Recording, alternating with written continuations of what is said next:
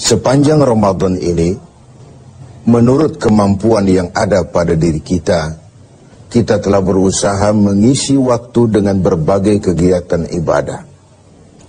Sejak puasa itu sendiri, iktikaf di masjid, tadarus Al-Quran, melaksanakan sholat tarawih, menyantuni yatim, berbuka puasa bersama, dan seterusnya.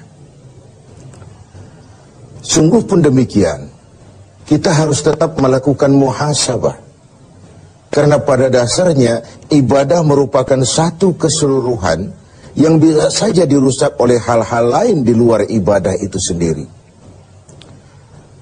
Pada kesempatan sore ini saya ingin menyampaikan sebuah hadis diriwayatkan oleh Imam Ad-Dailami dari Addi bin Hatim bahwa Rasulullah sallallahu alaihi wasallam bersabda, "Sittatu asya'a tuhbitul a'mala."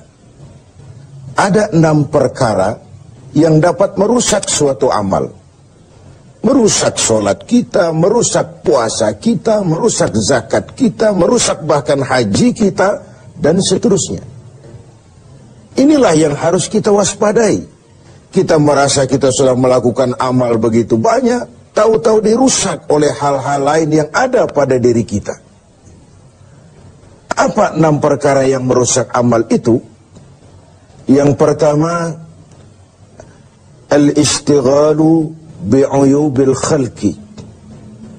Seseorang yang terlalu sibuk mencari-cari aib, mencari-cari kekurangan orang lain.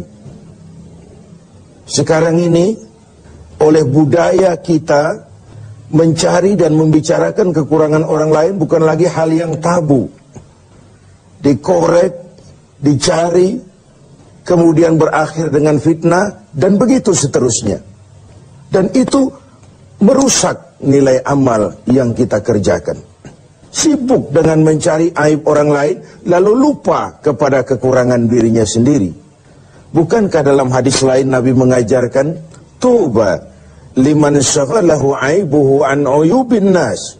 Beruntunglah orang yang kekurangan pada dirinya menyebabkan dia sibuk sehingga tidak sempat lagi mencari-cari kekurangan orang lain. Tapi sebaliknya, celaka benar orang kalau waktunya habis dengan kesibukan mencari aib dan kekurangan orang lain, lalu merupakan aib dan kekurangan yang ada pada dirinya sendiri. Pemirsa TV7 yang berbahagia,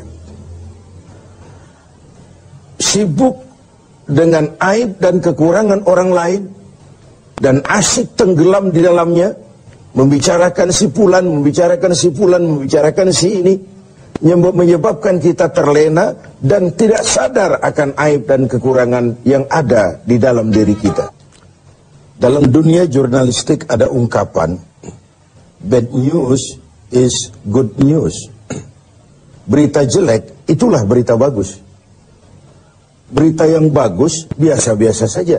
Tapi berita jelek kalau diangkat, dikemas sedemikian rupa, bisa jadi berita bagus, menarik, kejutan, menimbulkan rasa ingin tahu, dan begitu seterusnya.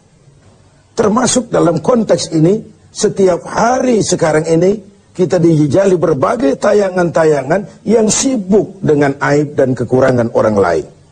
Sehingga mengakibatkan itu lalu menjadi budaya kita, dan hal-hal yang tabu tidak lagi dianggap tabu. Hal-hal yang sebenarnya memalukan sudah dianggap tidak memalukan. Sementara sedikit sekali contoh dan pelajaran yang bisa diambil dari hal-hal seperti itu. Karena itu, dengan melaksanakan ibadah Ramadan, kita juga harus mawas diri. Jangan sampai terjebak di dalam kegiatan istighal bi'uyubil khalqi, sibuk mencari aib dan kekurangan orang lain, sampai melupakan kekurangan dirinya sendiri. Yang kedua, yang bisa merusak amal itu adalah waqaswatul qalbi. Orang yang keras hati. Hatinya itu kasar, keras. Beruntung kita kalau oleh Allah diberikan hati yang lembut, yang peka, cepat menerima kebenaran.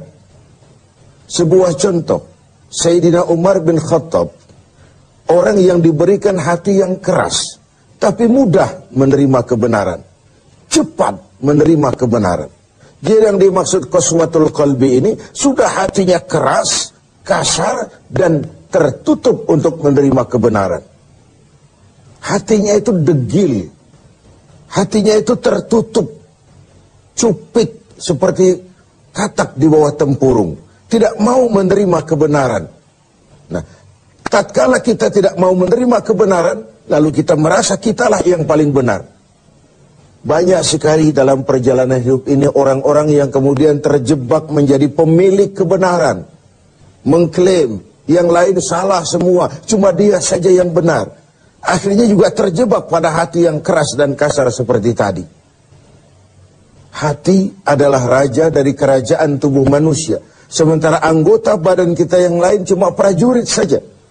Kaki hanya berjalan, tangan hanya mengambil, mata hanya melihat, telinga hanya mendengar. Kalau hati cenderung dan memerintah ke arah situ, maka benar ketika Nabi bersabda, kalau baik hati, baiklah seluruh badan.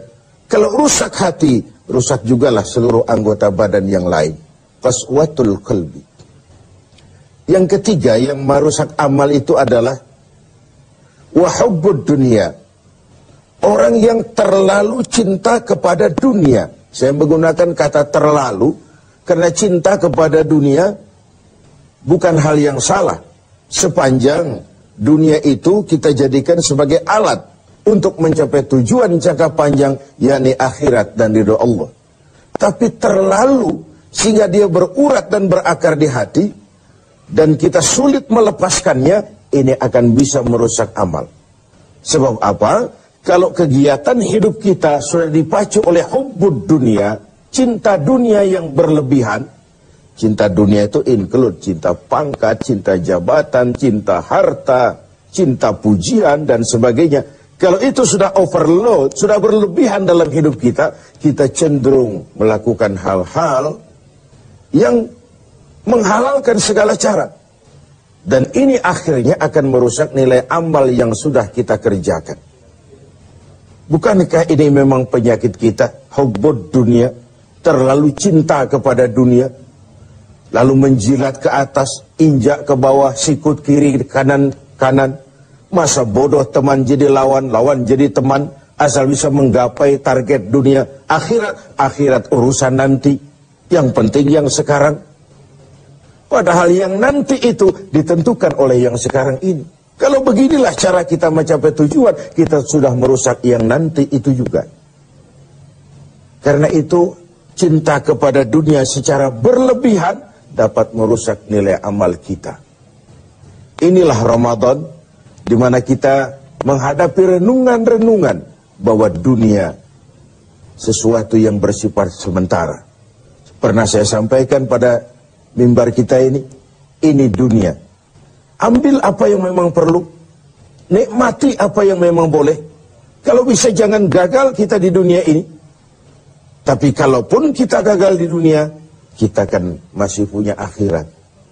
Inilah yang menyebabkan cara kita mencapai dunia tidak menghalalkan segala cara, karena kita yakin akan pertanggungan jawab akhirat nanti. Itu yang ketiga.